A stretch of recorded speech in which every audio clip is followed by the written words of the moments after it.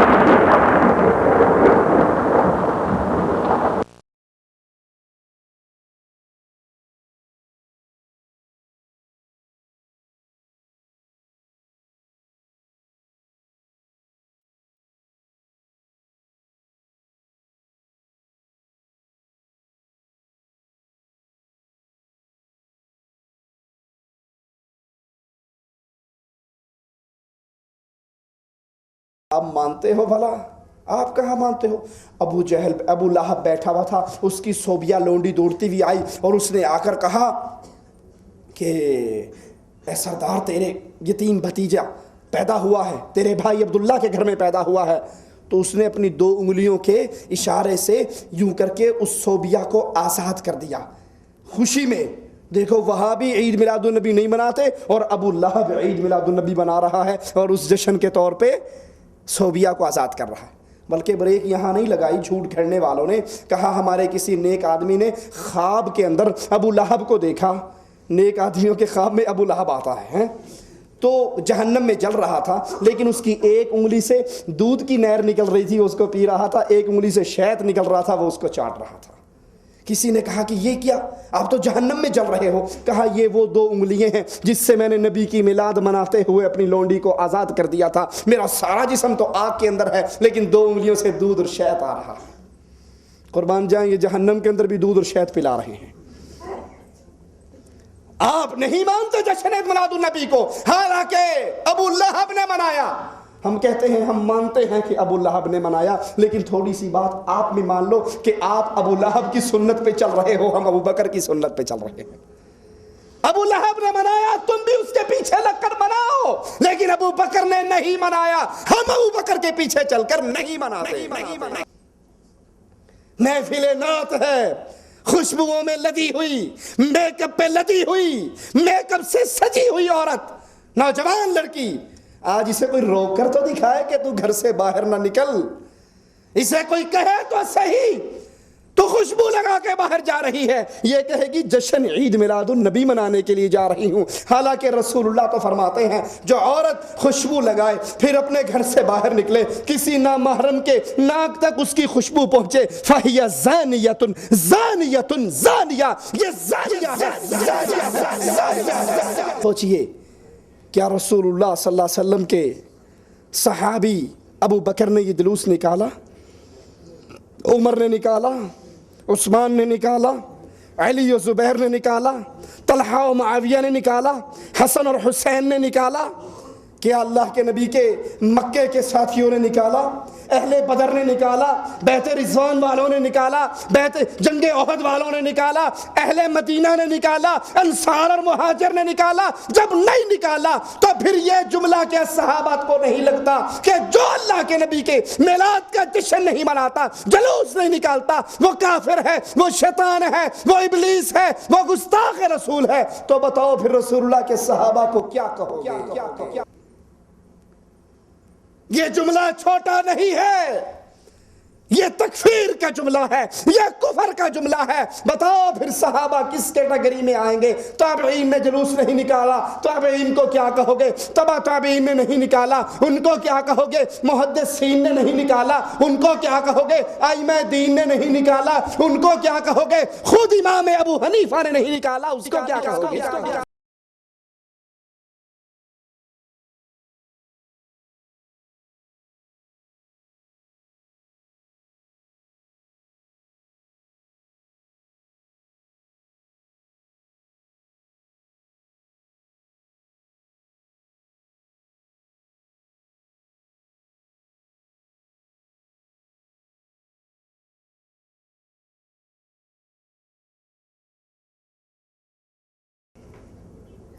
ان الحمد للہ نحمده ونستعینه ونستغفره ونعوذ باللہ من شرور انفسنا ومن سیئات اعمالنا من يهده الله فلا مضل له ومن يضلل فلا هادي له اشهد ان لا اله الا الله وحده لا شريك له واشهد ان محمدا عبده ورسوله اما بعد اعوذ باللہ السمیع العلیم من الشیطان الرجیم بسم اللہ الرحمن الرحیم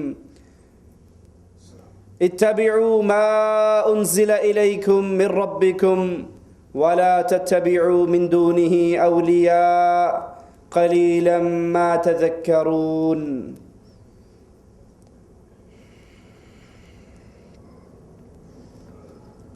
دین اسلام جو اللہ عز و جل نے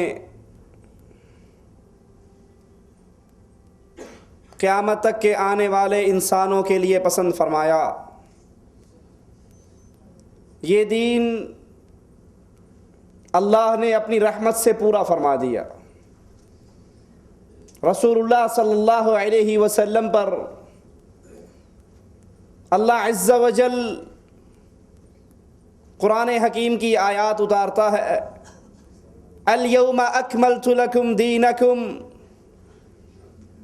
میں نے آج تم پہ تمہارا دین پورا کر دیا۔ ایک یہودی عمر ابن خطاب رضی اللہ عنہ وارضاہ سے آ کر سوال کرتا ہے کہ آپ کی کتاب میں یہ آیت کہ اللہ نے اس دین کو پورا کیا، اپنی نعمت کو پورا کیا، تمہارے لیے اسلام کو پسند کیا، اگر یہ آیت ہماری کتاب میں اترتی، ہم یہودیوں پہ نازل ہوتی، جس دن یہ نازل ہوتی اس دن کو ہم عید کا دن پکڑ لیتے۔ عمر ابن خطاب فرماتے ہیں اللہ کا شکر ہے کہ یہ آیت جمعے کے دن نازل ہوئی، اور جمعے کا دن مسلمانوں کی عید کا دن ہے۔ اللہ نے اس دین کو پورا کر دیا۔ اب دین کی کوئی بات، دین کا کوئی مسئلہ ایسا نہیں جو ناقص ہو، جو ادھورا ہو، انکمپلیٹ ہو۔ رسول اللہ صلی اللہ علیہ وسلم فرماتے ہیں جنت میں جانے والی کوئی ایسی بات نہیں جو میں نے تمہیں بتائی نہ ہو، جہنم میں لے جانے والا کوئی ایسا عمل نہیں جس سے میں نے روکا نہ ہو۔ بلکہ حجۃ الوداع کے موقع پر رسول اللہ صلی اللہ علیہ وسلم انسانوں کے ٹھاٹھے مارتے ہوئے سمندر سے خطاب کر کے سوال کرتے ہیں حل بلغت، کیا میں نے اللہ کا دین پورا پہنچا دیا؟ سارے صحابہ فرماتے ہیں یک زبان ہو کر نعم یا رسول اللہ صلی اللہ علیہ وسلم۔ اللہ کے نبی علیہ السلام آپ نے دین کو پورا بیان فرما دیا، پوری امانت پہنچا دی۔ اللہ کے نبی آسمان کی طرف منہ کر کے کہتے ہیں یا ربی فشہد، اے اللہ گواہ ہو جا، اسلام کی نعمت جو تو نے مجھے دی تھی وہ میں نے اپنی امت تک بیان کر دی۔ اب دین کی معاشرت ہو، انسان کی معیشت ہو، تجارت ہو، عبادت ہو، نکاح ہو، طلاق ہو، نماز ہو، روزہ ہو، حج ہو، زکوٰۃ ہو، دین کا ایک ایک مسئلہ رسول اللہ صلی اللہ علیہ وسلم بیان فرما گئے۔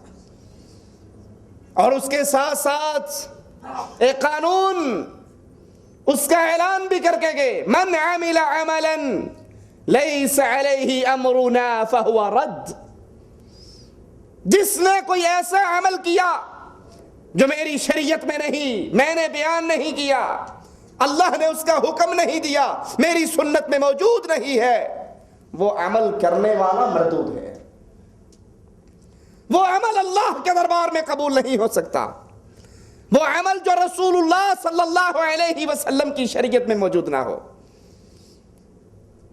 اسی لیے فرمایا کل محدثۃ بدعہ، دین اسلام کے اندر ہر نئی چیز بدعت ہے، کل بدعت ضلالہ، ہر بدعت گمراہی ہے، کل ضلالۃ فی النار، ہر گمراہی جہنم میں لے کر جاتی ہے۔ اسی لیے رسول اللہ صلی اللہ علیہ وسلم فرماتے ہیں جس نے بدعتی کی تکریم کی، بدعتی کی عزت کی، بدعتی کی کو پناہ دی، بدعتی کو پناہ دینے والے پر اللہ کی لعنت ہے، بدعتی کی عزت اور تکریم کرنے والے کی مثال ایسے ہے جس نے اسلام کی عمارت کو گرانے میں مدد دی ہو۔ رسول اللہ صلی اللہ علیہ وسلم بیان فرماتے ہیں بدعتی سے اللہ توبہ کی توفیق کو چھین لیتا ہے، اس کے لیے توبہ کا دروازہ، اس کے لیے توبہ کی امید ختم ہو جاتی ہے۔ زانی زنا کرتا ہے، اس کے دل میں ہے میں زنا کر رہا ہوں، شرابی شراب پیتا ہے، اس کے دل میں ہے میں گناہ کر رہا ہوں، چور چوری کرتا ہے، اس کے دل میں ہے میں گناہ کر رہا ہوں، وہ کبھی بھی توبہ کر لے گا۔ لیکن دین اسلام کے اندر بدعات کا اضافہ کرنے والا وہ گناہ سمجھ کے کرتا ہے یا ثواب سمجھ کے؟ وہ تو ثواب سمجھ کے کرتا ہے۔ جب اس کو یہ عقل ہی نہیں، یہ شعور ہی نہیں کہ میرا یہ عمل تو گناہ ہے، حرام ہے، دین میں اضافہ ہے، تو وہ توبہ کیسے کرے گا؟ وہ تو اس کو اجر و ثواب اور درجات کی بلندی سمجھ کے بیان کرتا ہے، عمل کرتا ہے۔ رسول اللہ صلی اللہ علیہ وسلم نے فرمایا ترکت فیکم امرین، میں نے دو چیزیں تمہیں دی ہیں، قیامت کی دیواروں تک تم کبھی گمراہ نہیں ہو سکتے اگر ان دو چیزوں کو تھامے رکھا، کتاب اللہ، ایک تو اللہ کی کتاب ہے، وہ سنتی، اور ایک محمد کریم صلی اللہ علیہ وسلم کی سنت۔ اس تمہید کو اپنے سامنے رکھیے کہ دین اسلام میں ہر وہ عمل جو قرآن میں موجود نہ ہو، حدیث رسول میں موجود نہ ہو، سنت مطہرہ خالی ہو، اس عمل کو جب ثواب سمجھ کے، اجر سمجھ کے کیا جائے، نیکی کی بنیاد پہ کیا جائے، وہ عمل انسان کو بربادی کی طرف لے جاتا ہے۔ اب آئیے غور کرتے ہیں، ربیع الاول کی آج 2 تاریخ ہے، ربیع الاول کا مہینہ شروع ہو چکا، اور اس مہینے کے اندر ہمارے معاشرے میں خاص طور پر بدعات کے وہ دروازے کھلتے ہیں، وہ بدعات کی جاتی ہیں، سنت پہ چھریاں چلتی ہیں۔ جشن عید میلاد النبی، بڑے بڑے پوسٹر لگتے ہیں، اشتہارات چھپتے ہیں، جھنڈیاں لگتی ہیں، اللہ کے نبی صلی اللہ علیہ وسلم کی آمد کا جشن ہے۔ اب آئیے سوچئے، اللہ کے نبی صلی اللہ علیہ وسلم کی آمد پہ جشن منانا، خوشیاں منانا، چراغاں کرنا، لائٹنگ کرنا، جھنڈیاں لگانا، دیگیں پکانا، خوشبوئیں لگانا، اگربتیاں سجانا، کرنے والا کیا سمجھتا ہے کہ اس سے ثواب ملتا ہے، نیکیوں میں اضافہ ہوتا ہے، درجات کی بلندی ہوتی ہے۔ اگر یہ دین ہوتا، رسول اللہ صلی اللہ علیہ وسلم بیان کر کے جاتے، 40 سالہ زندگی نبی کی، نبوت سے پہلے 13 سالہ مکہ کی زندگی، 10 سالہ مدینہ کی زندگی، لیکن اللہ کے نبی علیہ السلام کی 63 سالہ زندگی کے اندر عید میلاد النبی کے جشن کا تصور بھی نہیں ہے۔ آئیے ذرا غور کرتے ہیں، عید میلاد النبی، اس کا معنی مفہوم کیا ہے؟ میلاد کا مطلب کیا ہے؟ میلاد کا معنی ہے کہ اللہ کے نبی علیہ السلام کب پیدا ہوئے، کہاں پیدا ہوئے۔ رسول اللہ صلی اللہ علیہ وسلم کی جائے پیدائش مکہ المکرمہ، جہاں پر اس وقت لائبریری بنی ہوئی ہے حرم کے قریب، مشہور و معروف یہی ہے کہ یہاں پر رسول اللہ صلی اللہ علیہ وسلم کی پیدائش ہوئی۔ اللہ کے نبی علیہ السلام کی پیدائش پر مختلف روایات، 12 ربیع الاول کی روایت بھی ہے، شیعہ حضرات 17 ربیع الاول کی روایت پیش کرتے ہیں، لیکن صحیح ترین روایات رسول اللہ صلی اللہ علیہ وسلم 9 ربیع الاول کو پیدا ہوئے۔ پیر کے دن صبح کا وقت 20 یا 22 اپریل 571 عیسوی میں، اور آپ کی وفات 12 ربیع الاول کو ہوئی، اس میں کوئی اختلاف نہیں۔ رسول اللہ صلی اللہ علیہ وسلم کی وفات 12 ربیع الاول کو ہوئی۔ یہ میلاد کا مفہوم اور معنی ہے۔ اللہ کے نبی کب پیدا ہوئے، اللہ کے نبی کہاں پیدا ہوئے، اللہ کے نبی کس دن پیدا ہوئے، اللہ کے نبی کی وفات کہاں ہوئی، کب ہوئی، یہ میلاد کا مفہوم ہے۔ رسول اللہ صلی اللہ علیہ وسلم کے اصحاب کرام، وہ دور جس کے بارے میں اللہ کے نبی صلی اللہ علیہ وسلم نے گارنٹی دی تھی، بہترین دور میرا، پھر میرے بعد آنے والوں کا، پھر میرے بعد آنے والوں کا۔ میلاد کا یہی مفہوم شروع سے لے کر معروف رہا۔ 7ویں صدی میں، یاد کرنا، 7ویں صدی میں، یعنی اللہ کے نبی صلی اللہ علیہ وسلم کی وفات کے ایک طویل عرصے کے بعد 7ویں صدی میں عید میلاد کی بدعت جو آج انڈیا، پاکستان، بنگلہ دیش کے بازاروں میں نظر آتی ہے، اس کا آغاز نہ اللہ کے نبی صلی اللہ علیہ وسلم کی نبوت سے پہلی زندگی میں، نہ مکہ کی زندگی میں، نہ مدینہ کی زندگی میں، نہ ابو بکر کی خلافت میں، نہ عمر کی خلافت میں، نہ عثمان کی خلافت میں، نہ علی کی خلافت میں، نہ حسن کی خلافت میں، نہ معاویہ کی خلافت میں، نہ یزید کی خلافت میں، رضوان اللہ علیہم اجمعین۔ یہ سارے خلافتوں کے دور اس بدعت سے خالی ہے، محفوظ ہے۔ اس بدعت کا آغاز 7ویں صدی ہجری کے اندر ہوا۔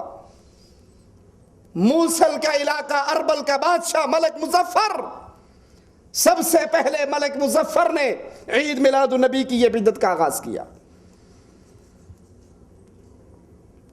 عید میلاد النبی کی بنیاد پر، اس ٹاپک پر سب سے پہلے لکھے جانے والی کتاب ابو الخطاب ابن دہیہ نے لکھی۔ یہ کتاب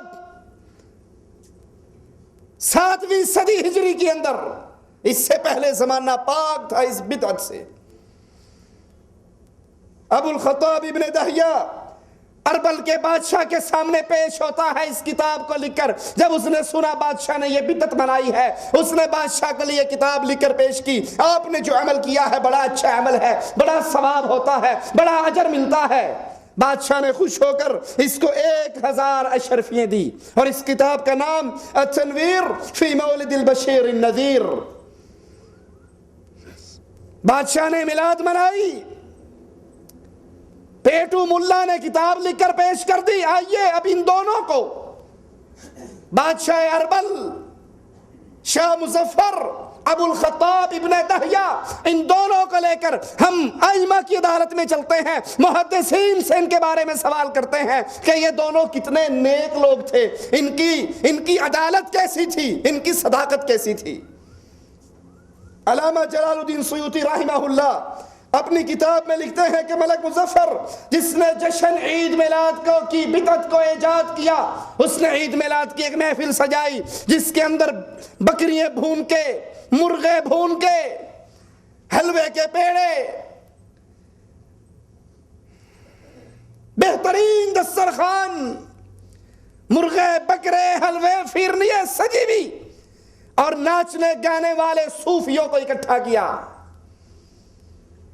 رسول اللہ صلی اللہ علیہ وسلم جس عمل سے ساری زندگی نفرت کرتے رہے، منع کرتے رہے، ساتھ سے اللہ کے نبی کو نفرت تھی، ساتھ سے رسول اللہ صلی اللہ علیہ وسلم نے منع کیا، لیکن اس بادشاہ مظفر نے اپنے دسترخوان پر صوفیاء کو بلایا، جنہوں نے باقاعدہ ڈانس کیا، ناچے گائے، قوالیاں ہوئی، دھمال بجے، ڈھول بجا، اور پھر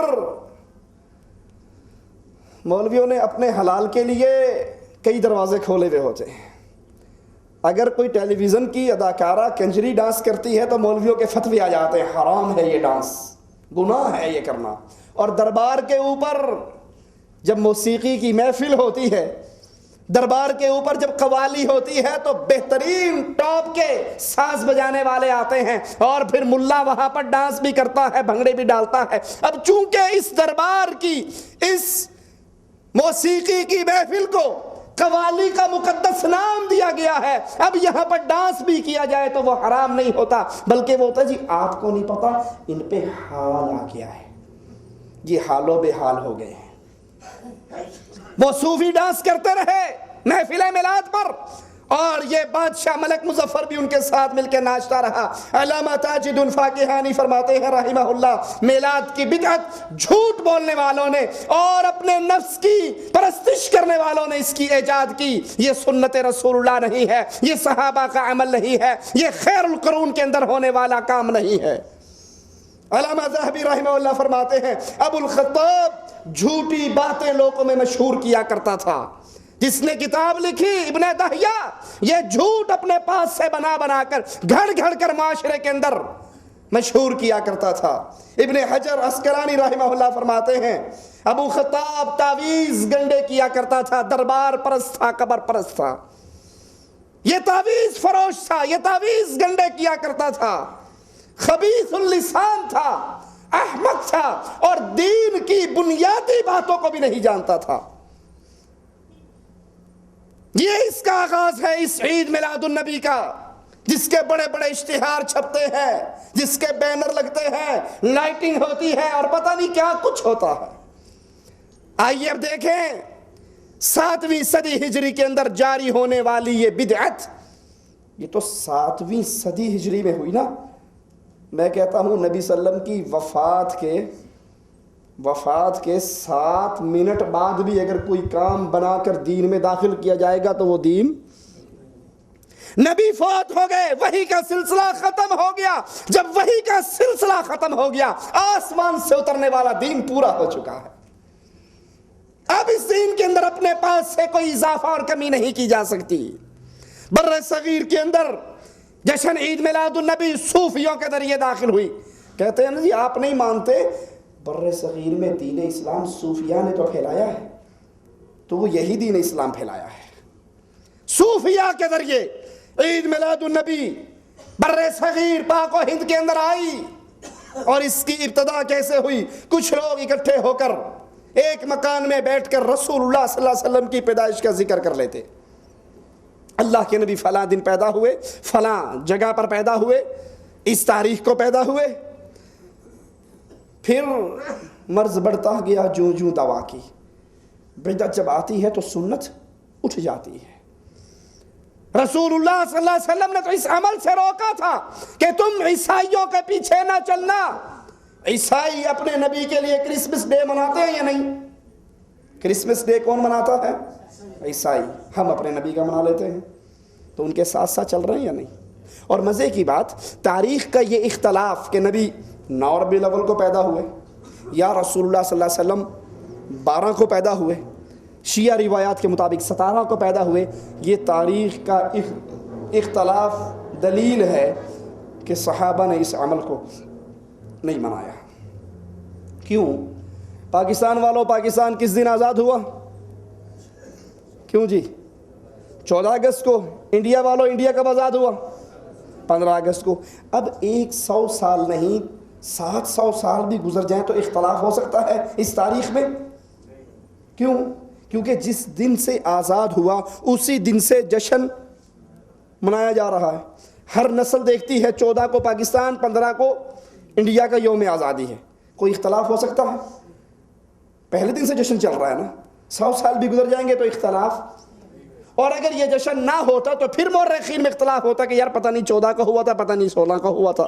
یہ تو پہلے دن سے خوشی اور جشن چل رہا ہے. اگر رسول اللہ صلی اللہ علیہ وسلم کی پیدائش سے پہلے دن سے یہ جشن عید میلاد النبی ہوتا, میٹھے کی آمد مرحبا, سہنے کی آمد مرحبا, پیارے کی آمد مرحبا, حبیب کی آمد مرحبا, اگر یہ پہلے دن سے یہ عمل ہوتا تو پھر تاریخ میں اختلاف کہتے جی آپ مانتے ہو بھلا؟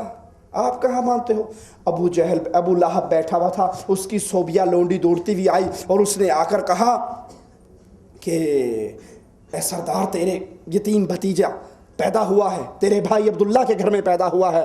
تو اس نے اپنی 2 انگلیوں کے اشارے سے یوں کر کے اس صوبیہ کو آزاد کر دیا خوشی میں۔ دیکھو وہاں بھی عید میلاد النبی نہیں مناتے اور ابو لہب عید میلاد النبی بنا رہا ہے اور اس جشن کے طور پہ صوبیہ کو آزاد کر رہا ہے۔ بلکہ بریک یہاں نہیں لگائی جھوٹ کھڑنے والوں نے، کہا ہمارے کسی نیک آدمی نے خواب کے اندر ابو لہب کو دیکھا۔ نیک آدمیوں کے خواب میں ابو لہب آتا ہے، تو جہنم میں جل رہا تھا، لیکن اس کی ایک انگلی سے دودھ کی نہر نکل رہی تھی، اس کو پی رہا تھا، ایک انگلی سے شہد نکل رہا تھا، وہ اس کو چاٹ رہا تھا۔ کسی نے کہا کہ یہ کیا، آپ تو جہنم میں جل رہے ہو؟ کہا یہ وہ 2 انگلیاں ہیں جس سے میں نے نبی کی میلاد مناتے ہوئے اپنی لونڈی کو آزاد کر دیا تھا۔ میرا سارا جسم تو آگ کے اندر ہے، لیکن 2 انگلیوں سے دودھ اور شہد آ رہا ہے۔ قربان جائیں، یہ جہنم کے اندر بھی دودھ اور شہد پلا رہے ہیں۔ آپ نہیں مانتے جشن میلاد النبی کو، حالانکہ ابو لہب نے منایا۔ ہم کہتے ہیں ہم مانتے ہیں کہ ابو لہب نے منایا، لیکن تھوڑی سی بات آپ بھی مان لو کہ آپ ابو لہب کی سنت پہ چل رہے ہو، ہم ابو بکر کی سنت پہ چل رہے ہیں۔ ابو لہب نے منایا، تم بھی اس کے پیچھے لگ کر مناؤ، لیکن ابو بکر نے نہیں منایا، ہم ابو بکر کے پیچھے چل کر نہیں مناتے۔ ابو القاسم نے نہیں منایا، ہم نہیں مناتے۔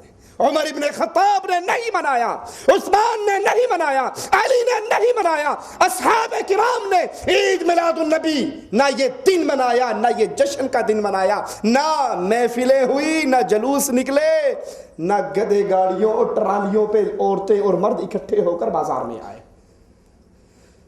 ابتدا کے اندر صرف رسول اللہ صلی اللہ علیہ وسلم کا ذکر پیدائش ہوتا، پھر آہستہ آہستہ محفلوں کے اندر قیام بھی ہونے لگا۔ آپ نے سنی وہ نعت یا نہیں سنی؟ آگے تاج والے، دم بدم پڑھو درود، حضور بھی ہیں یہاں موجود۔ بلکہ کرسی سجتی ہے، بڑی خوبصورت کرسی سجتی ہے، ہم نے بھی وہ سجی ہوئی کرسی دیکھی۔ کہتے ہیں کرسی سجی بھی میلاد شریف کے جلسے میں، اور ایک مواحد وہاں سے گزرا، کہا صاحب یہ کرسی کیوں سجائی ہے؟ کہا گستاخ وہابی، تجھے نہیں پتا ابھی رسول اللہ نے یہاں آ کر بیٹھنا ہے، آگے تاج والے، دم بدم پڑھو درود، حضرت بھی ہیں یہاں موجود۔ کہا اچھا ماشاءاللہ مبارک ہو، جب اللہ کے نبی یہاں آئے تو مجھے بھی دکھا دینا، میں بھی دیکھ کر صحابی کا شرف لے لوں گا۔ کہا تیری آنکھ وہابی گستاخ ہے، دیکھ نہیں سکتی، تینوں نظر نہیں آنا۔ اس نے کہا ٹھیک ہے، میری آنکھ دیکھ نہیں سکتی، ٹھیک ہے، میں آنکھ بند کر لوں گا، میرا ہاتھ لگوا دے آج، میں آنکھیں بند کر لوں گا، میرا ہاتھ لگوا دینا کہ یہ رسول اللہ بیٹھے ہوئے۔ پھر قیام شروع ہونے لگا، کھڑے ہو جاؤ کہ حضور آگے، مجلس سے نکل جائے جو بے ادب ہے۔ پھر مزید ترقی ہوئی، یہ تو گھروں میں چلے، پھر گھروں سے چلتے چلتے مسجدوں تک پہنچے، پھر مسجدوں سے یہ محفل میلاد نکل کر باہر روڈ کے اوپر آ گئی، سڑک کے اوپر آئی، جھنڈیاں لگنے لگی، نعت خوانی ہونے لگی۔ ابھی بھی خیر تھی، ابھی بھی کچھ نہ کچھ موجودہ صورتحال سے کام ہلکا ہی تھا۔ جھنڈیاں لگتی، نعتیں پڑھی جاتی، رسول اللہ صلی اللہ علیہ وسلم کا ذکر ہوتا، اور جلوس واپس اپنے گھروں کو چلا جاتا۔ لیکن جب انسان شیطان کے پیچھے چلتا ہے تو شیطان اس کو ہلاک کیے بغیر نہیں چھوڑتا۔ جھنڈیاں، نعت خوانی، اور پھر اس کے بعد آج عید میلاد النبی کے جلوسوں پر نظر ڈال کے دیکھ لو، انڈیا میں ہو یا پاکستان اور بنگلہ دیش کے اندر ہو، رسول اللہ صلی اللہ علیہ وسلم کے نام پر جلوس نکل رہا ہے، اس میں ڈھول بھی پیٹے جا رہے ہیں، اس میں چمٹے بھی بجائے جا رہے ہیں، اس میں سارنگیے بھی ہیں۔ وہ کام، وہ سارنگیاں جو کنجروں کے ہاتھ میں تھی، وہ چمٹے جو کوٹھے والے بجایا کرتے تھے، وہ ڈھول جو مراسی بجایا کرتے تھے، آج وہ سارنگیاں، آج وہ ڈھول، آج وہ کڑے، آج وہ چمٹے مولوی اور ملا بجاتا ہے اور نام رسول اللہ صلی اللہ علیہ وسلم کا لیتا ہے۔ اللہ کے نبی صلی اللہ علیہ وسلم اس عمل سے روک کر گئے، اللہ کے نبی اس عمل سے منع کر کے گئے۔ اللہ کے نبی صلی اللہ علیہ وسلم ساز سے نفرت کرتے تھے، ڈھول سے نفرت کرتے تھے، سارنگی سے نفرت کرتے تھے، لیکن نبی کے نام پر شیطان نے اس امت کو کیسے گمراہ کیا کہ جو عمل اللہ کے نبی کو پسند نہیں تھے، اس کی پیدائش کے دن وہی اعمال کیے جاتے ہیں۔ عورتیں باہر نکلتی ہیں. اللہ کی قسم میں نے اپنی گناہگار آنکھوں سے راول پنڈی کے اندر جلوس دیکھا. ایک کام سے ہم بھی بازار میں سے گزرے, جلوس نکل رہا ہے, بھڑکیلے لباس, میک اپ کیا ہوا نوجوان نوخیز لڑکیاں ہیں اور نوجوان لڑکے ہیں. دونوں جلوس میں گزر رہے ہیں. وہ اس سے فکر کستی ہے, وہ اس پہ فکر کستا ہے. اور ہے کیا, یہ دونوں عاشقان رسول ہیں. سوچئے, اللہ کے لیے سوچئے. نبی کے نام پر, نبی کی شریعت پر, نبی کی سنت پر, نبی کے دین پہ چھریاں چلانے والوں, ایک لمحے کے لیے تو سوچو. اللہ کے نبی صلی اللہ علیہ وسلم اپنی مسجد مبارک سے باہر نکلے, عورتوں اور مردوں کو راستے کے اندر اکٹھے مخلوط چلتے ہوئے دیکھا. اللہ کے نبی برداشت نہیں کر سکے. نماز ختم ہوئی, صحابہ باہر نکلے. باہر نکلنے والے عام انسان نہیں تھے. ابو بکر, عمر, عثمان, علی, طلحہ, زبیر, عبد الرحمن ابن عوف اللہ کے نبی کے جلیل القدر صحابہ ہیں. اور ادھر عائشہ ہے, حفصہ ہے, فاطمہ ہے, رقیہ ہے, ام کلثوم ہے, سودا ہے, زینب ہے, میمونہ ہے.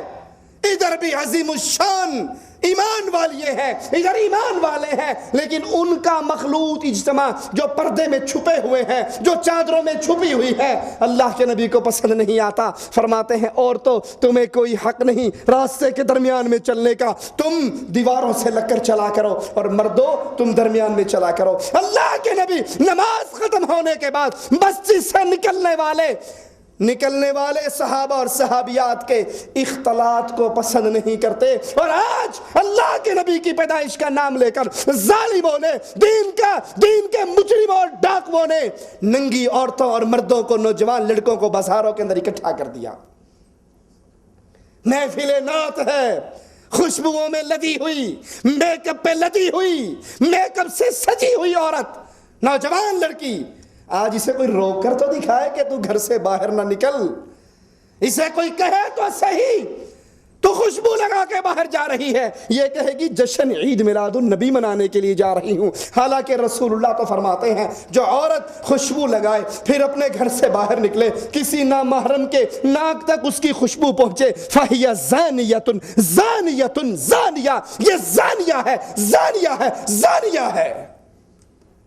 خوشبو لگی ہوئی عورت غیر مردوں کو اپنے طرح مائل کرنے والی, رسول اللہ صلی اللہ علیہ وسلم اس کے اس فعل پر اس کو زانیہ قرار دے رہے. اور آج امت محمدیہ, امت قرآن, امت اسلام, امت ایمان اپنی نوجوان بچیوں کو تیار کروا کے گھر سے نکال دیتی ہے, جاؤ تم بھی جشن عید میلاد النبی منا کر آؤ. عورتوں اور مردوں کا اختلاط.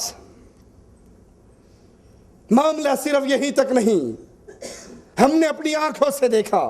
اللہ کی قسم, راول پنڈی کے اس جلوس سے جب میں گزرا, کچھ نوجوان نظر آئے جنہوں نے نقلی داڑھی اپنے چہروں پہ سجائی ہوئی, سفید نقلی بابا بنا ہوا, زلفیں بھی ہیں اور نقلی داڑھی بھی ہے.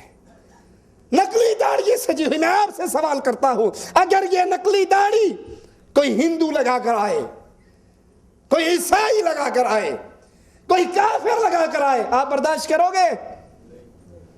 کیا کہو گے؟ یہ ہمارے رسول کی سنت کی توہین کر رہا ہے, یہ ہمارے رسول کی سنت کا مذاق اڑا رہا ہے, ہم اس کو برداشت نہیں کرتے. لیکن آج شیطان اللہ کے نبی کی سنت کا مذاق اس سے اڑواتا ہے جس نے بظاہر محبت کا چولا پہن رکھا ہے, اور حقیقت میں وہ کام وہ کر رہا ہے جو رسول اللہ کی محبت کی دلیل نہیں بلکہ آپ کے دین سے دشمنی کی دلیل ہے. نقلی داڑھییں, سنت سے مذاق. صرف داڑھی ہی نقلی نہیں, بیت اللہ کا ماڈل بنا ہوا, مسجد نبوی کا ماڈل بنا ہوا. لاہور کے اندر میں نے ایک جلوس میں سے گزرتے ہوئے دیکھا, گھر سے پائپ پانی کا لگایا ہوا, چند پتھر رکھے ہوئے, بیت اللہ کا ماڈل ہے, مسجد نبوی کا ماڈل ہے, اور تھوڑی سی ٹھیکری بنا کے اس میں پائپ ڈال کے اسے کہتے ہیں یہ زمزم کا چشمہ جاری ہو گیا, حالانکہ وہ اس ظالم کے گھر کی ٹونٹی کا پانی ہے. بیت اللہ کی توہین, مسجد رسول کی توہین, عورتیں اس بیت اللہ کو چومتی بھی ہیں، اس ماڈل کو چومتی بھی ہیں جو گھر میں بیٹھ کر کاغذ کپڑے کا بنا کر سجایا ہوا ہے، اس کو چومتی ہیں، اس پانی کو تبرک سمجھتی ہیں اور پورا نقشہ بیت اللہ کا اپنے گھر میں ہی بنا لیتی ہیں۔ کیا یہ اللہ کے نبی کے دین کی توہین نہیں؟ اس عمل کو ثواب سمجھنے والوں، اس عمل کو دین سمجھنے والوں، بتاؤ اگر یہ عمل دین ہوتا تو کیا رسول اللہ کے صحابہ اس پہ عمل نہ کرتے؟ اور معاملہ صرف اتنا ہی نہیں کہ یہ ظالم اپنے اس عمل کو دین سمجھتے ہیں، بلکہ معاملہ تو اس سے آگے ہے۔ ان کے جلوس، ان کے اشتہارات پہ لکھا ہوا ہوتا ہے آج آمد مصطفیٰ ہے، سوائے ابلیس کے سارے جشن منا رہے ہیں۔ بڑا ہے یہ شعر، نہیں پڑا؟ سوائے ابلیس کے سارے خوشیاں منا رہے ہیں، یعنی جس کو خوشی نہیں ہے، جو جشن عید میلاد النبی نہیں مناتا، وہ کافر ہے، وہ شیطان ہے، وہ ابلیس ہے، وگرنہ سارے جشن منانے کے لیے روڈ پر آ چکے ہیں۔ سوچئے یہ زہر سے بھرا ہوا تیر کہاں تک جاتا ہے۔ عید میلاد النبی کا جلوس نہ نکالنے والوں کو شیطان کہنا، ابلیس کہنا، کافر کہنا، گستاخ رسول کہنا، یہ جملہ کتنا خطرناک ہے اور کہاں تک اس کے زہر کی رسائی ہے، ذرا غور کی کبھی آپ نے؟ سوچئے کیا رسول اللہ صلی اللہ علیہ وسلم کے صحابی ابو بکر نے یہ جلوس نکالا؟ عمر نے نکالا، عثمان نے نکالا، علی و زبیر نے نکالا، طلحہ و معاویہ نے نکالا، حسن اور حسین نے نکالا؟ کیا اللہ کے نبی کے مکے کے ساتھیوں نے نکالا؟ اہل بدر نے نکالا، بیت رضوان والوں نے نکالا، بیت جنگ احد والوں نے نکالا، اہل مدینہ نے نکالا، انصار اور مہاجر نے نکالا؟ جب نہیں نکالا تو پھر یہ جملہ کیا صحابات کو نہیں لگتا کہ جو اللہ کے نبی کے میلاد کا جشن نہیں مناتا، جلوس نہیں نکالتا، وہ کافر ہے، وہ شیطان ہے، وہ ابلیس ہے، وہ گستاخ رسول ہے؟ تو بتاؤ پھر رسول اللہ کے صحابہ کو کیا کہو گے؟ یہ جملہ چھوٹا نہیں ہے، یہ تکفیر کا جملہ ہے، یہ کفر کا جملہ ہے۔ بتاؤ پھر صحابہ کس کیٹیگری میں آئیں گے؟ تابعین نے جلوس نہیں نکالا، تابعین کو کیا کہو گے؟ تبع تابعین نے نہیں نکالا، ان کو کیا کہو گے؟ محدثین نے نہیں نکالا، ان کو کیا کہو گے؟ ائمہ دین نے نہیں نکالا، ان کو کیا کہو گے؟ خود امام ابو حنیفہ نے نہیں نکالا، اس کو کیا کہو گے؟ اگر یہ دین ہوتا، اگر یہ اسلام ہوتا، اگر یہ ایمان اور عقیدہ ہوتا، اگر یہ محبت کا طریقہ ہوتا، رسول اللہ صلی اللہ علیہ وسلم خود اس کی تعلیم دے کر جاتے، خود اس کی تعلیم دیتے، خود یہ سبق پڑھا کر جاتے۔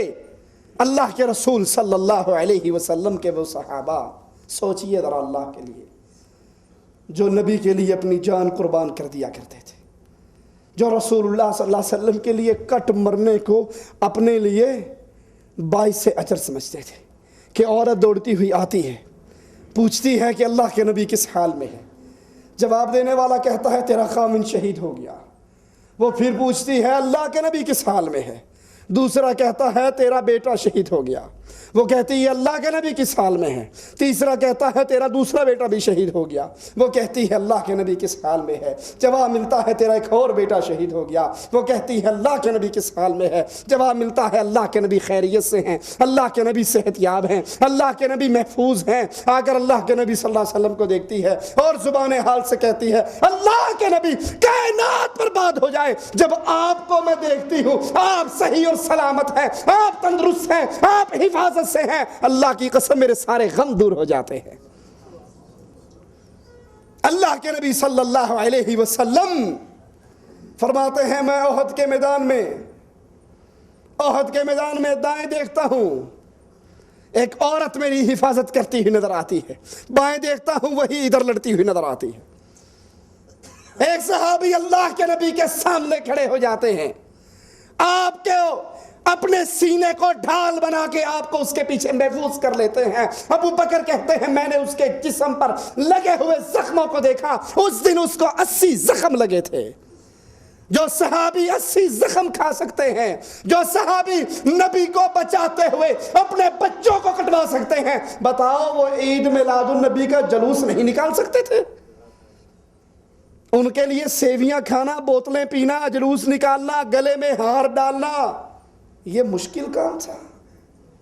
جنہوں نے کہا تھا اے نبی ہم اصحاب موسیٰ نہیں ہیں، اگر آپ اللہ کی قسم ہمیں کہو کہ اس سمندر میں چھلانگ مار دو، ہم ادھر آپ کی زبان مبارک سے جملہ پورا ہوگا، ادھر یہ کام کر گزریں گے۔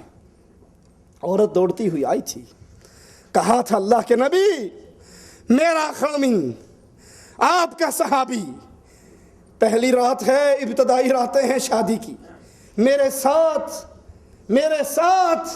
میرے حجرے کے اندر تھا، آپ نے منادی دینے والے کو بھیجا کہ آواز لگاؤ جو اللہ پر ایمان رکھتا ہے، قیامت پہ ایمان رکھتا ہے، وہ میدان جہاد کے لیے نکلے۔ اے اللہ کے نبی میرے خامن نے غسل کرنا بھی گوارا،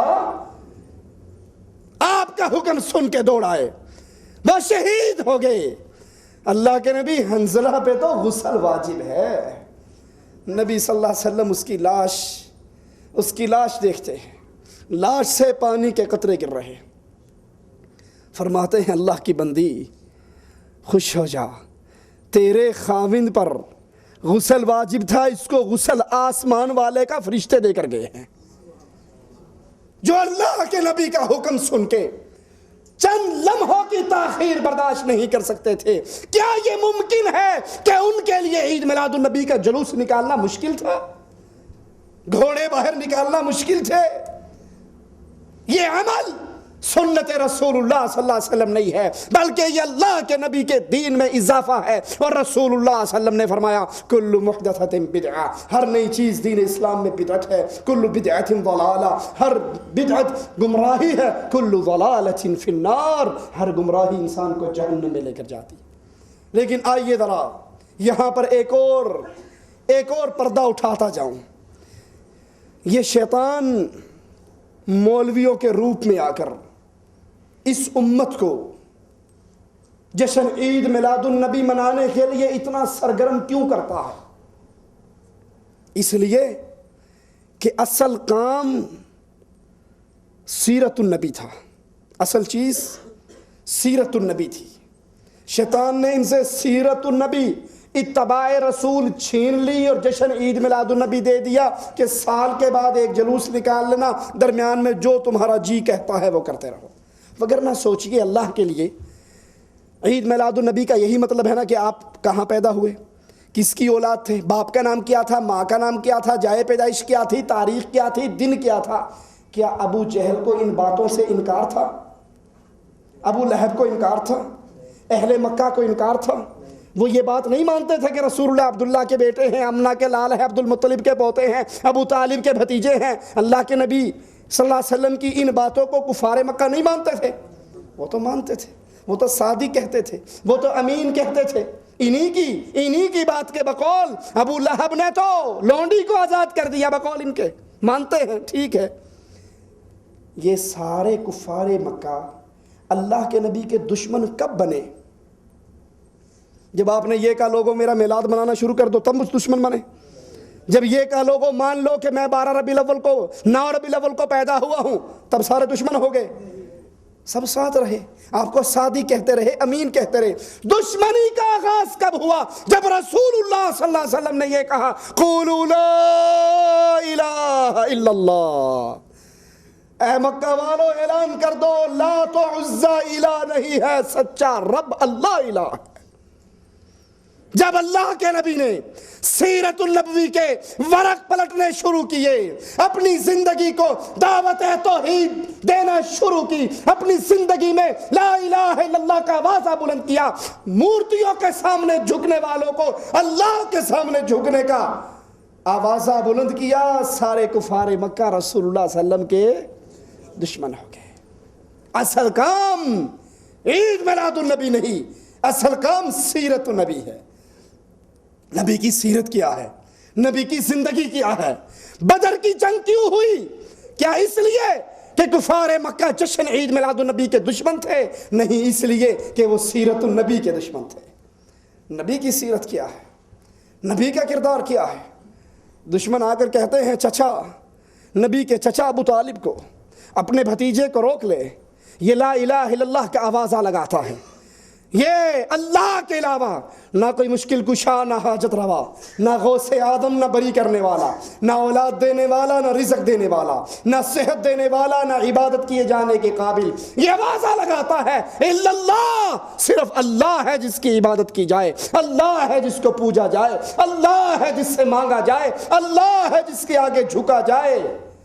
اور یہ آوازہ ہمارے بتوں کے لیے گالی ہے، اس کو کہو یہ کام نہ کرے۔ اللہ کے نبی صلی اللہ علیہ وسلم نے کہا چچا میرے ایک ہاتھ پہ سورج رکھ دو، اگر یہ آپ کی قوم میرے ایک ہاتھ پہ سورج رکھ دے، ایک ہاتھ پہ چاند رکھ دے، یہ کام کر بھی گزرے، میں لا الہ الا اللہ کی دعوت سے باز نہیں آ سکتا۔ رسول اللہ صلی اللہ علیہ وسلم کی سیرت کیا ہے؟ جس سیرت سے کفار کو دکھ تھا، جس سیرت سے کافر جلا کرتے تھے، وہ سیرت لا الہ الا اللہ کی دعوت ہے، وہ سیرت اللہ کی عبادت ہے، غیر اللہ کی عبادت سے رشتہ توڑنا ہے۔ شیطان نے ہم سے سیرت النبی تو چھین لیا، ہم سے سیرت النبی کو چھین لیا اور جشن عید میلاد النبی کو دے دیا۔ اب جو کام کفار مکہ کرتے تھے وہی کام آج کلمہ پڑھنے والا کرتا ہے۔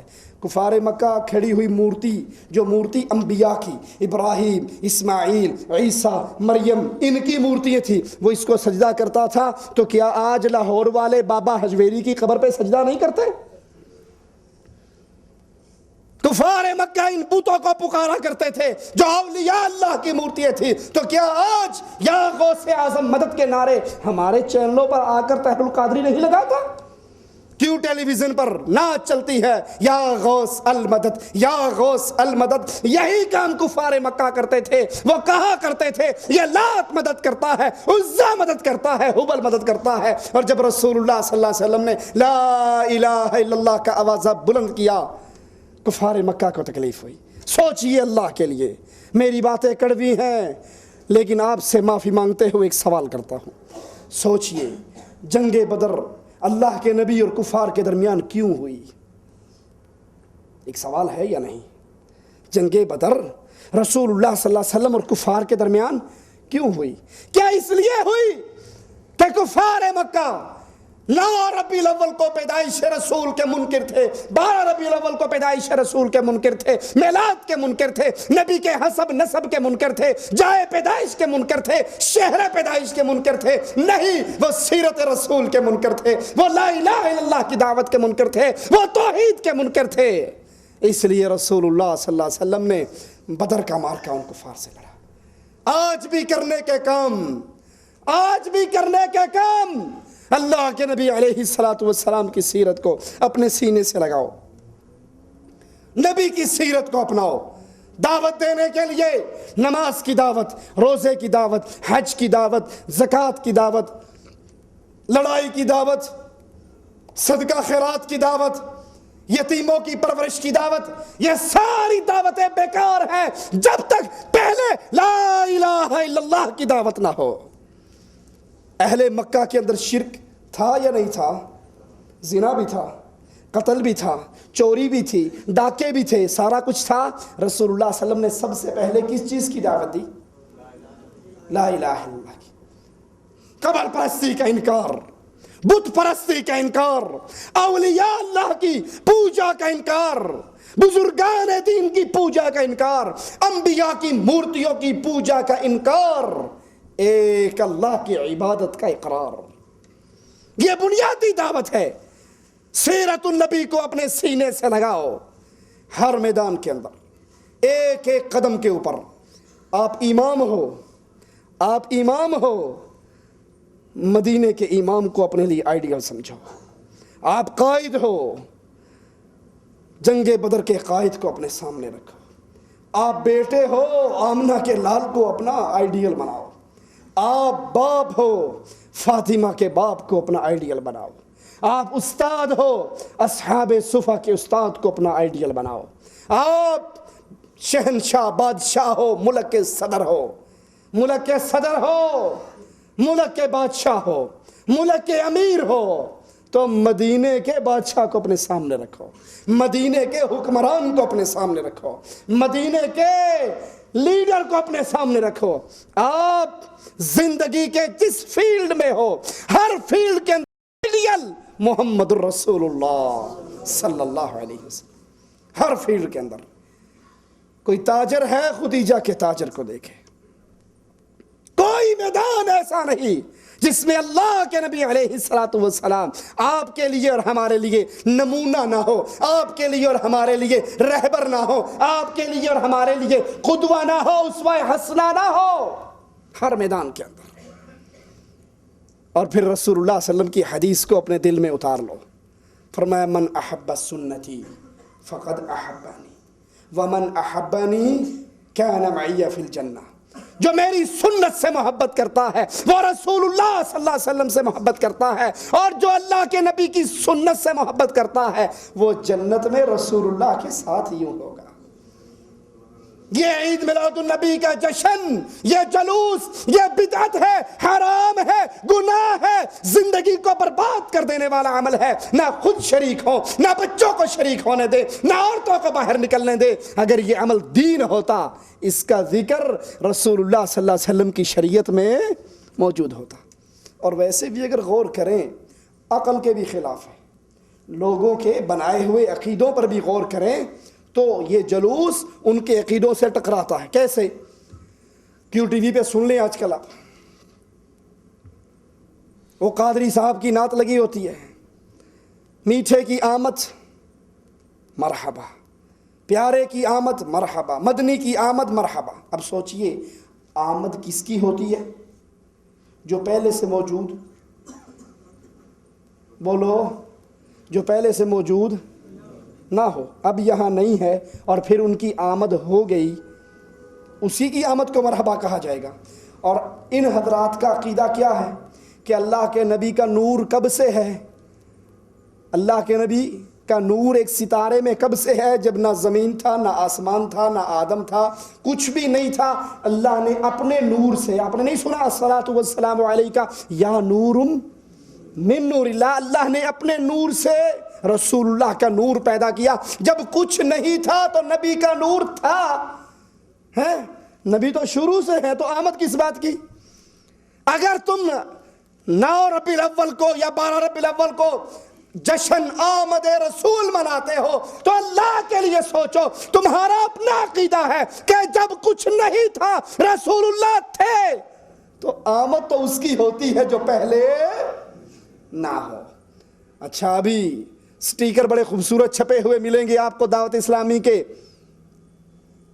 سنا ہے ہر عاشق کے گھر تشریف لاتے ہو, ہمارے گھر میں بھی ہو جائے چراغاں یا رسول اللہ.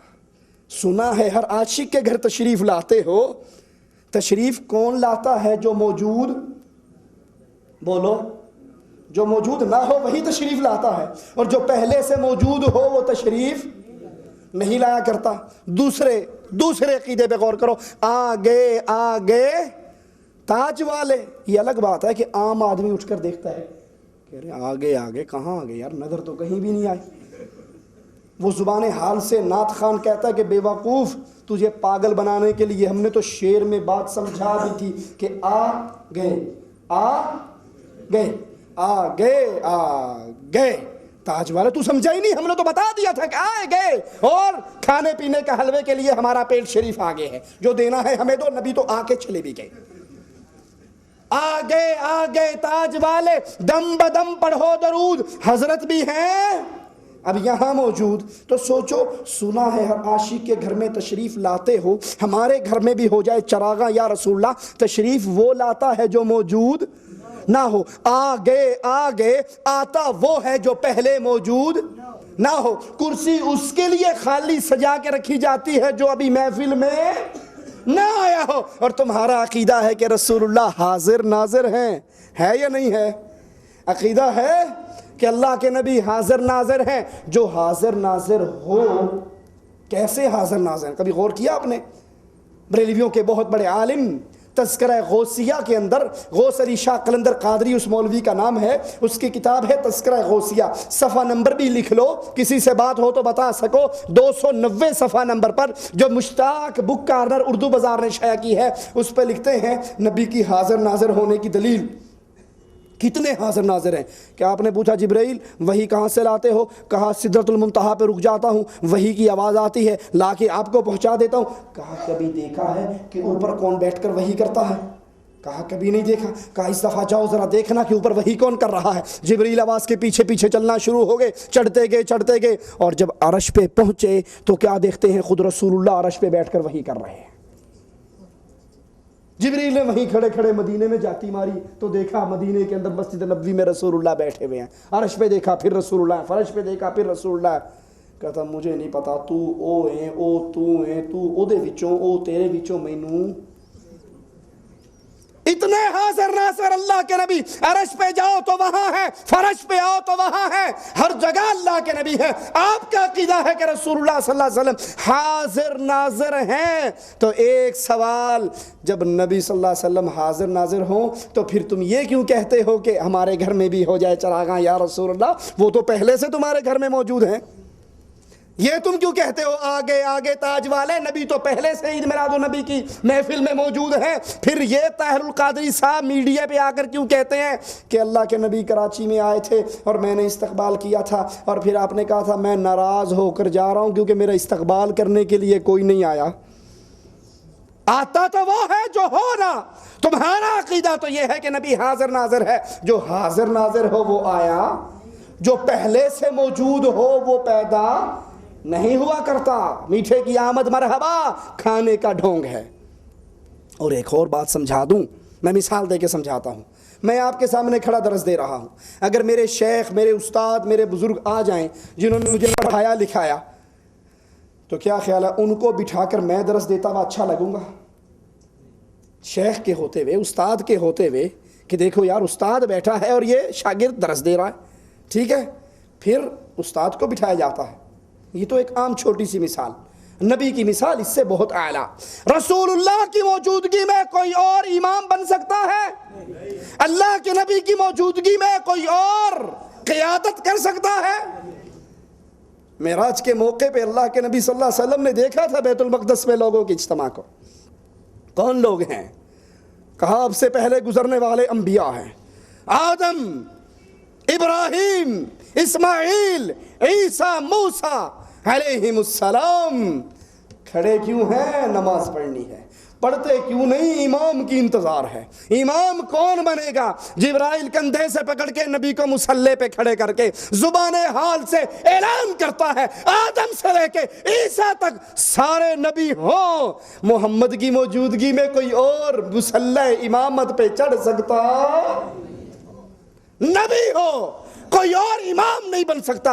ابو بکر امام بنے تھے, نبی صلی اللہ علیہ وسلم کے آنے کے بعد اپنے الٹے قدموں واپس صف میں آ گئے تھے. اللہ کے نبی نے سلام پھیرنے کے بعد کہا تھا ابو بکر تو پیچھے کیوں ہٹا؟ کہا ابو قحافہ کے بیٹے کو جائز نہیں ہے رسول موجود ہو اور وہ امامت کے مصلی پہ کھڑا. اگر تمہارا عقیدہ کہ آپ کی مجلس ہے عید میلاد میں, جشن عید میلاد النبی میں رسول اللہ صلی اللہ علیہ وسلم آتے ہیں, حاضر ناظر ہوتے ہیں, تو بتاؤ پھر امامت طاہر القادری کیوں کرواتا ہے, الیاس قادری کیوں کرواتا ہے, امامت رسول اللہ سے کیوں نہیں کرواتے؟ یہ کھانے کے ڈھونگ, یہ پینے کے ڈھونگ, یہ اپنی اس جہنم کو بھرنے کے طریقے. اگر یہ دین ہوتا, پھر اپنی بات کو دہرا دوں, دین رسول پورا ہو چکا ہے, دین الہی پورا ہو چکا ہے. اللہ کے نبی صلی اللہ علیہ وسلم پر آیت اتر گئی, الیوم اکملت لکم دینکم, دین پورا ہو گیا. اب جو عمل اس میں ڈالا جائے گا وہ نیکی کی امید سے ہو, وہ ثواب کی امید سے ہو, وہ اسلام نہیں بن سکتا. کیونکہ اسلام تب بنتا ہے جب مدینے والا اس پہ مہر لگا دیتا ہے. اور عید میلاد النبی کا مسئلہ نہ اللہ کے نبی کی سنت سے ثابت ہے, نہ آپ کے صحابہ کرام کے طرز عمل سے ثابت ہے. اللہ سے دعا ہے اللہ ہمارے گناہوں کو معاف فرمائے, اللہ ہماری خطاؤں کو معاف فرمائے, اللہ ہمیں اتنے دین پہ عمل کی توفیق عطا فرمائے جتنا دین رسول اللہ صلی اللہ علیہ وسلم ہمیں دے کر گئے. اللہ ہمیں دین کے اندر بدعات سے محفوظ رکھے, بدعات سے بچائے, دین میں نیا کام داخل کرنے سے بچائے. کیونکہ لوگوں انجام بڑا خطرناک ہے, اللہ کی قسم انجام بہت برا ہے بدعت کرنے والوں کا. حدیث میں آتا ہے رسول اللہ صلی اللہ علیہ وسلم حوض کوثر پر بیٹھے ہوں گے, اپنے دست مبارک سے پانی پلائیں گے. اللہ کے نبی صلی اللہ علیہ وسلم کے حوض پر پیالے ہوں گے جتنے آسمان کے تارے ہیں، اس طرح اتنی تعداد میں پیالے ہوں گے۔ حوض کوثر کا پانی تو سفید رنگ کا ہوگا، دودھ کی شکل کا ہوگا، اور اس کا ذائقہ شہد سے زیادہ میٹھا ہوگا، اور اللہ کے نبی صلی اللہ علیہ وسلم اپنے دست مبارک سے حوض کوثر کا جام پلائیں گے۔ اللہ تجھے تیرے پیارے اسماء و صفات کا واسطہ دے کر ہم سوال کرتے ہیں، اللہ ہم جتنے یہاں بیٹھے ہیں، اللہ ہم سب کو ہمارے پیارے نبی کے ہاتھ سے حوض کوثر کا پانی نصیب فرمانا۔ اللہ ہمیں اپنے نبی کے ہاتھ سے حوض کوثر کا پانی نصیب فرمانا، ہمیں اپنے نبی کے جھنڈے کے نیچے جنت الفردوس میں داخل فرمانا۔ رسول اللہ فرماتے ہیں امت آ رہی ہوگی، پانی پی رہی ہوگی، جو ایک مرتبہ میرے ہاتھ سے حوض کوثر کا جام پی لے گا، جنت میں داخل ہوتے وقت تک دوبارہ اس کو پیاس نہیں لگے گی۔ کچھ لوگ آئیں گے، چہرے چمکتے ہوں گے، ہاتھ چمکتے ہوں گے، کوہنییں بازو چمکتی ہوں گی، قدم چمکتے ہوں گے۔ یہ دلیل ہے کہ وہ وضو کرنے والے، وہ چہرے نماز پڑھنے والے، فرشتے درے اٹھا کر ان کو ماریں گے، نبی کے درمیان اور ان کے درمیان دیوار کھڑی کر دیں گے۔ میرے رحمتوں بھرے نبی فرمائیں گے امتی امتی، میری امت ہے، ان کو آنے دو، کیوں مارتے ہو؟ ان کو آنے دو، کیوں مارتے ہو؟ دیوار کیوں کھڑی کی ہے؟ آنے دو، میری امت ہے، وضو کرنے والی، نماز پڑھنے والی، میں اپنے ہاتھ سے ان کو پانی پلاؤں گا۔ فرشتے جواب میں کہیں گے یا محمد صلی اللہ علیہ وسلم انکا لا تدری، یا محمد صلی اللہ علیہ وسلم انکا لا تدری، اے محمد صلی اللہ علیہ وسلم آپ نہیں جانتے۔ آپ کیا خیال ہے؟ فرشتے بھی سارے وہابی ہیں، فرشتے بھی سارے وہابی ہیں۔ فرشتے کہیں گے آپ نہیں جانتے، حالانکہ نبیوں کو تو علم غیب ہوتا ہے۔ فرشتے پھر کیوں کہہ دیں گے آپ نہیں جانتے؟ آپ نہیں جانتے، ما احدثوا بعدک، آپ کے مر جانے کے بعد۔ لگتا ہے فرشتے پکے وہابی ہیں، کیونکہ نبی مرے ہوئے، اور جو نبی کو مرا ہوا کہے وہ تو گستاخ ہے۔ اگلا درس انشاءاللہ ہم وفات رسول پہ ہی دیں گے انشاءاللہ۔ اللہ نے زندگی دی اور بتائیں گے نبی کو مردہ کہنا توہین ہے یا نہیں۔ فرشتے کہہ رہے ہیں اے نبی آپ نہیں جانتے، ما احدثوا بعدک، آپ کے مر جانے کے بعد، دنیا چھوڑ جانے کے بعد، دنیا سے اٹھ جانے کے بعد انہوں نے آپ کے دین میں کیا کیا اضافہ کیا، کیا کیا بدعات شامل کی، آپ نہیں جانتے۔ اللہ کے نبی کیا فرمائیں گے؟ سحقن سحقن سحقن لمن غیر بعدی، جس نے میرے بعد میرے دین کو بدل ڈالا، آج محمد کی آنکھوں سے دور کر دو۔ اللہ ہمیں ان بد نصیبوں میں شامل نہ فرمانا، اللہ ہمیں ان اہل بدعت میں شامل نہ فرمانا، اللہ ہمیں ان بد نصیبوں اور بد بختوں کے اندر شامل نہ فرمانا جن کے بارے میں نبی کہیں گے ان کو میری نگاہوں سے دور کر دو۔ اللہ ہمیں ان میں شامل فرمانا۔ ہمارے عمل تو ایسے نہیں، لیکن تیری رحمت بڑی وسیع ہے مولا، ہمیں ان میں شامل فرمانا جس سے تو راضی ہوا اور وہ تیرے پاس اس حال میں آئے کہ تو ان سے راضی ہوا، وہ تجھ سے راضی ہوئے۔ اقول قولی ھذا واستغفر اللہ لی ولکم ولسائر المسلمین فاستغفروہ انہ هو الغفور الرحیم۔